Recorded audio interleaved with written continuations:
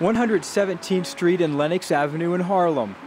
The Sojourner Truth School, also known as PS 149, stood as one of many public schools in New York City with an F grade. Until now. 21 of the school's 25 8th grade boys leave lunch to spend time in this room for study hall. They all have one thing in common. They are members of the Truth Boys Lacrosse team.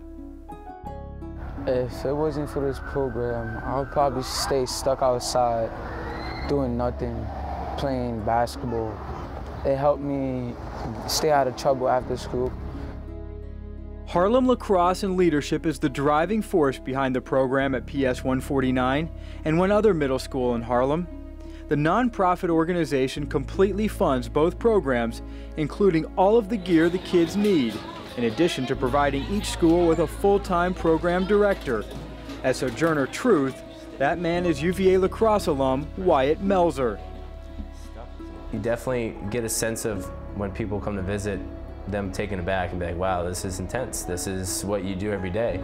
I think it's something that I'll carry on with me for the rest of my life, that, you know, your problems are a little different than the problems these kids are having, and you think you're having a bad day, come here to school and it will humble you out, and it will make you realize how fortunate a lot of people are and how little these kids have and what they can overcome those obstacles is pretty special.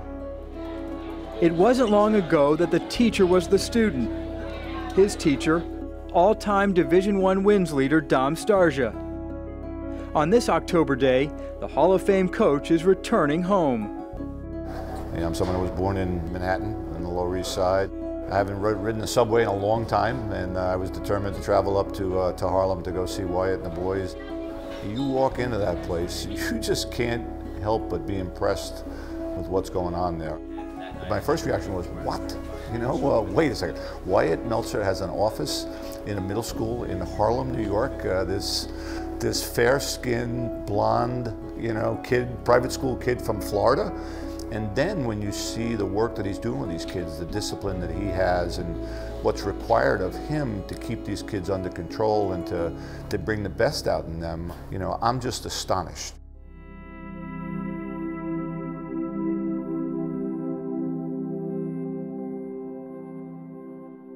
Without further ado, the guy means a lot to me and means a lot to you guys already, and will continue to mean a lot to you guys in the near future, Coach Starsia.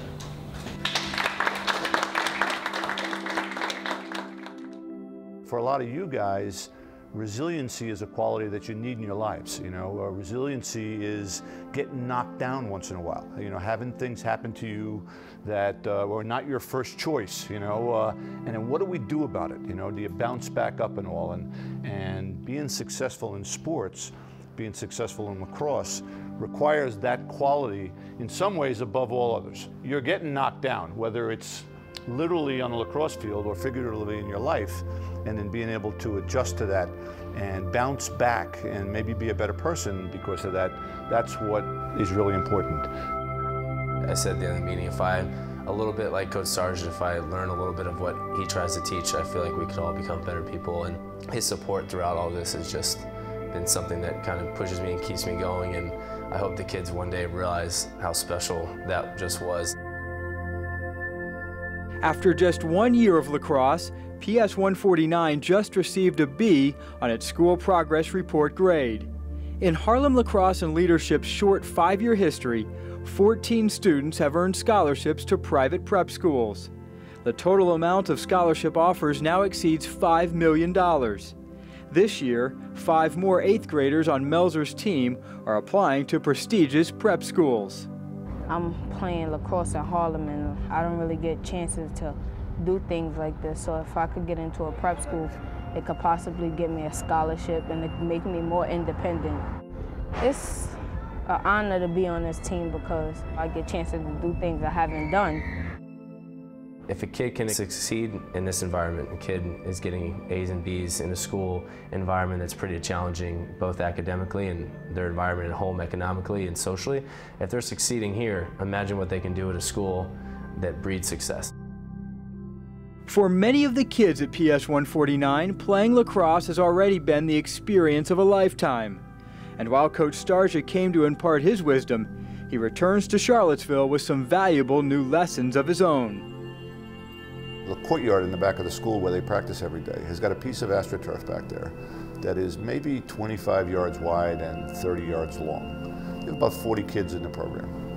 That's their practice field every day. So that when my guys at UVA are complaining to me about, geez, they don't quite have the right shoes on today, or their gloves have a little nick on them, or their stick doesn't quite throw properly, it certainly gives you a very real perspective on what issues actually are. There's a lot of great lessons to be taken from what's going on with this program in Harlem. While the game of lacrosse is the tool Melzer uses on a daily basis, the results on the field are not the measure of success. In all honesty, I don't care if we ever win a game. I said we can lose by 100 goals, but if you're a team that puts your helmet off, takes your glove off and shakes their hand and says good game and walks off the field respectful, that's all I'm looking for. I'll hopefully leave this place and these kids better people in a better place than when I first got here, and that's all I could really ask for.